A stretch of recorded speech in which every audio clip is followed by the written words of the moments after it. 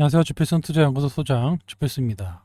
거래소 시장은 연일 상승을 이어가고 있는데 상대적으로 코스닥 시장이 부진해지고 있습니다. 아무래도 외국인 매수가 거래소 시장으로 쏠렸기 때문에 나타나는 현상인데요. 이런 현상은 당분간 계속될 걸로 예상이 되고 있어서 코스닥의 상대적 소외는 좀 더 이어질 것 같습니다. 이렇게 외국인들이 연일 순매수를 나서고 있고요. 선물 시장에서도 매수에 나서고 있습니다.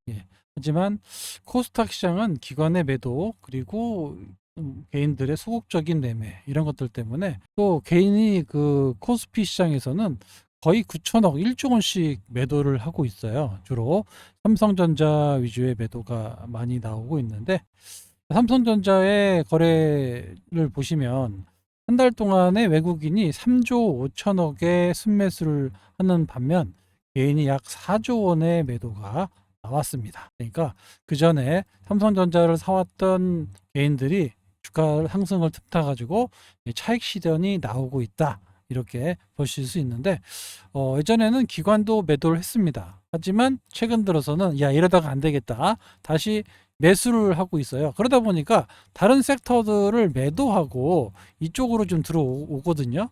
요게 이제 수급의 블랙홀 역할을 하다 보면 전체 시장의 영향이 종합지수는 저렇게 계속 올라가고 있는데 내 종목은 올라가지 않고 좀 횡보 내지는 하락하는 이런 현상이 나타날 겁니다. 그래서 삼성전자가 올라가는 시장 그렇게 달갑지 않습니다. 지금 3,250인데요.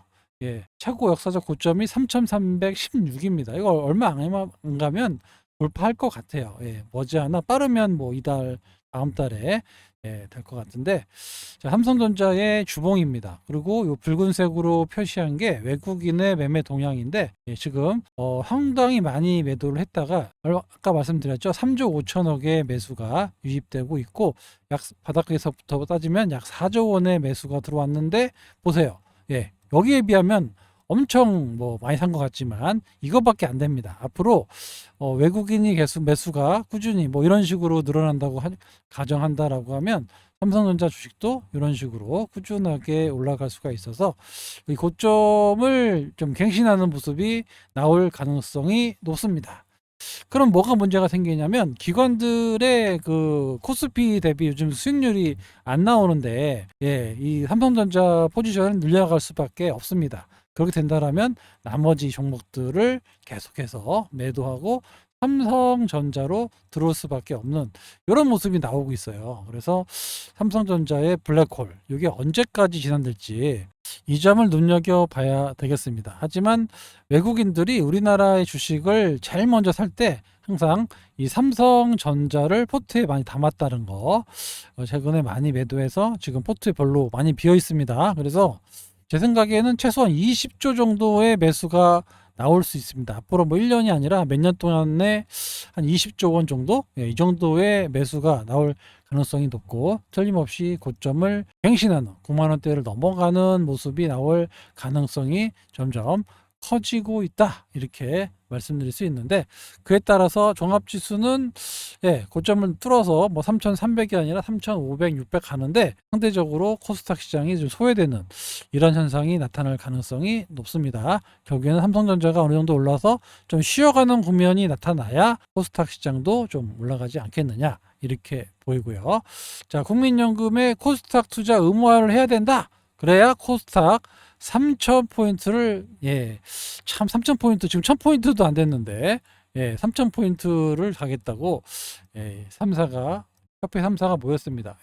벤처기업 협회, 한국 벤처 캐피탈 협회, 뭐 코스닥 협회 이렇게 모여가지고 연기금의 SOS를 보냈다 이렇게 하는 건데 왜 이런 얘기를 하냐면 연기금의 코스닥 시장의 투자 비중이 4%밖에 안 되고 현재 시가총액의 4분의 1도 못 미치는 실정이다. 그래서 법제화 해가지고 연기금이 보유한 자산 중에서 코스닥 비중 단계적으로 3% 정도만 올려줘도 규모로 약 37조 원 정도 된다고 합니다. 그러니까 1년에 뭐 1%씩만 올려도 10조씩 들어오잖아요. 10조. 그러면 코스닥 3천 넘어간다. 라고 해서 자성의 목소리가 나오고 있습니다. 일단 뭐 연기금이 안 사니까 대형 기관 투자가들도 코스닥 시장에 상당히 소극적이다. 그러다 보니까 시장이 엄청난 변동성이 나타나는 그런 시장이 될 수밖에 없다. 기관과 법인이 보유한 주식 비중도 30%. 그러니까 거의 70에서 80%는 개인들만 취급받고 하는 거예요. 그러니까 막 테마주들만 그냥 움직이는 이런 질 나쁜 시장이 됐는데, 연기금 같은 또 기관 투자 같은 그런 기업들이 들어와서 좀 굵직굵직하게 매매를 해줬으면 좋겠다. 그 얘기를 하고 있는 겁니다. 자, 일본의 같은 경우는 자국 주식 투자 비중을 12%에서 25%로 상향했습니다. 제가 얼마 전에 말씀드렸을 거예요. 우리나라는 지금 자산 국내 투자 비중을 정말 줄이고 있어요. 엄청 줄이고 해외 투자, 대체 투자 이쪽으로 늘려나가고 있거든요. 그런데 일본은 니케이 상승이 많이 올랐다고 하지만 그 배경에는 연기금의 매수가 있었습니다. 연기금이 꾸준하게 일본 주식을, 자기네 주식을 사니까 이렇게 올라간 거지, 그냥 뭐 상법 개정안이나 뭐 이런 거, 자사주 이런 거, 소각 이런 걸로 올라간 게 아니에요. 결국엔 수급인데 연기금이 사조에 올라갑니다.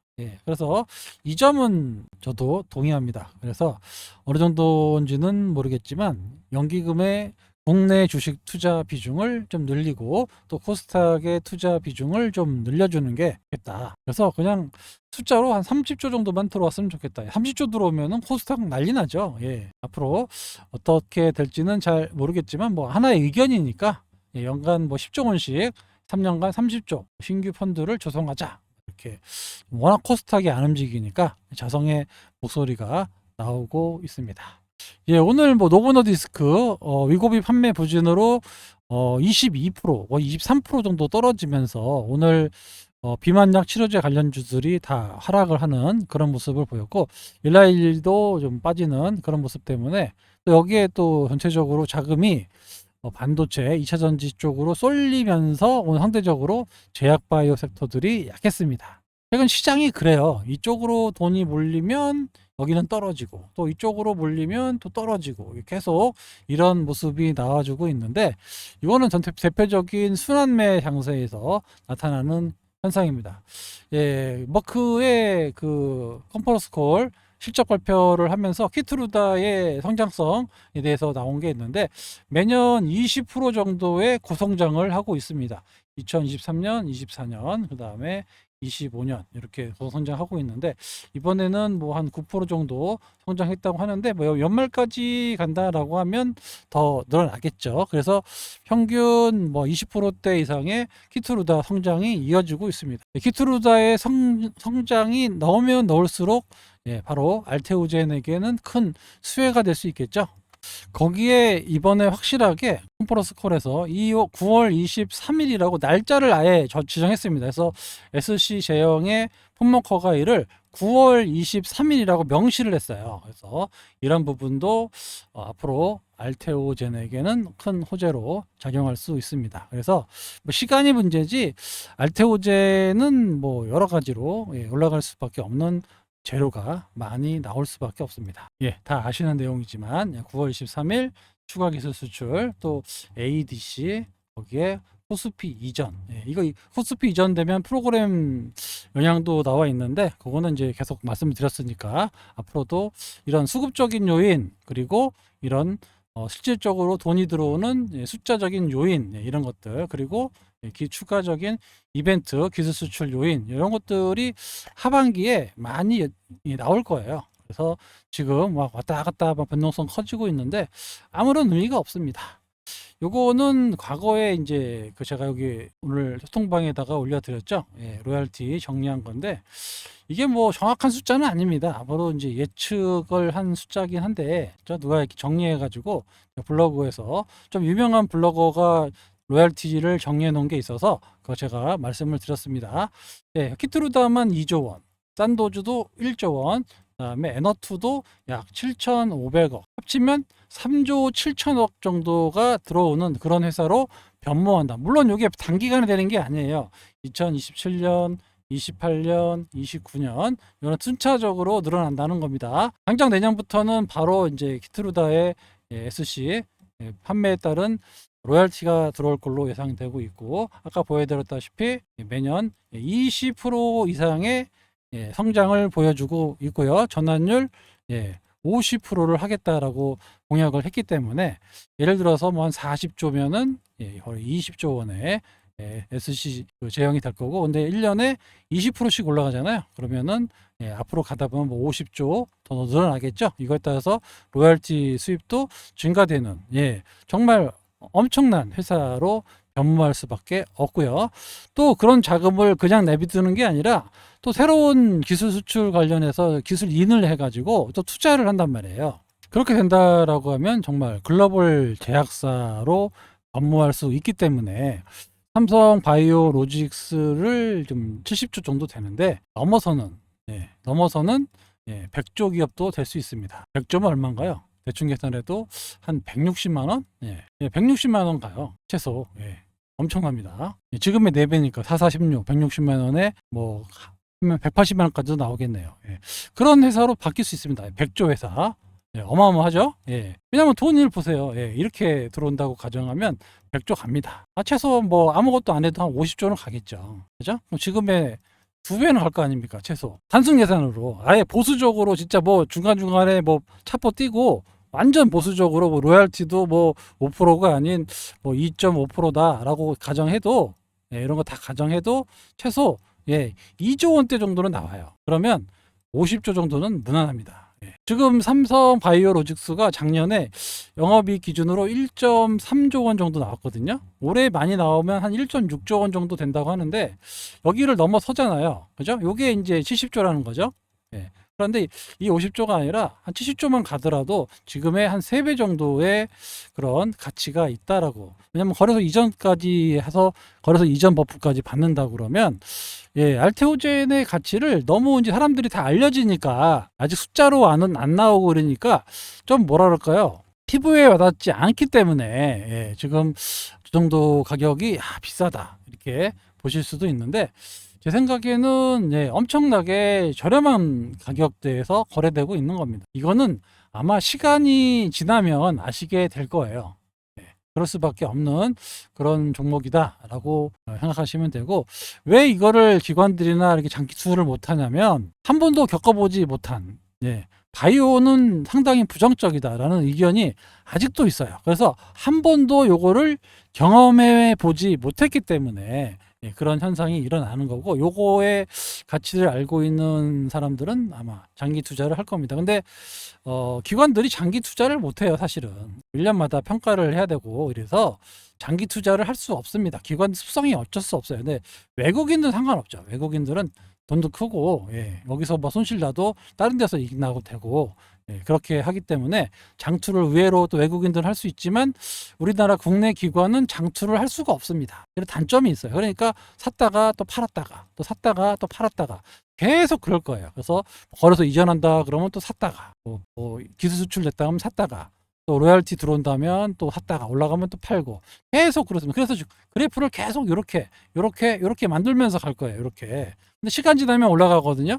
요거를 이제 이해하시는 분들은 이게 원래 이렇게 해서 가는구나 라고 하실 수 있는데, 이거를 경험하지 못하신 분들은 사면 불리고 사면 손절매 지수는 가격은 맨날 올라가서 막 30만 원짜리가 50만 원, 뭐 70만 원 가는데, 사면 빠져요. 사면 빠지고 손절매.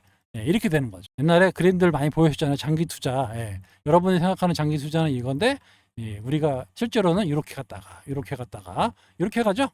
여기는 올라갑니다. 그런데 이게 사면 빠지고 또 올라간다 하면 사면 빠지고 이렇게 되는 경우가 허다하니까 실제로 수익을 내실 수가 없는 겁니다. 그러니까 이 기업에 대해서 뭔가 더 절실하게 공부하시고, 이 회사의 전망을 믿고 그렇게 장투하시는 분, 투기 아닌 투자를 하시는 분들만이 결국에 큰 열매를 얻어가실 수 있다라는 겁니다.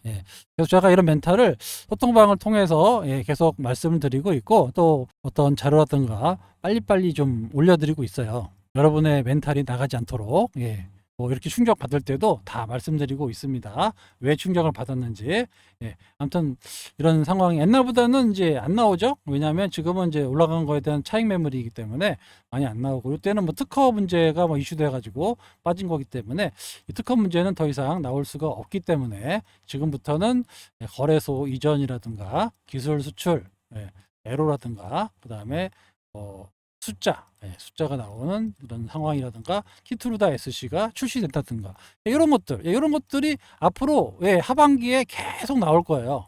이런 것들이 나온다라고 하면 제 생각엔 이 정도 자리에 있을 주식이 아니고요. 우리나라 최초의 글로벌 대기업으로 성장할 수 있는 그런 회사로 발돋움한다라는 거를 여러분들이 꼭 기억하시고요.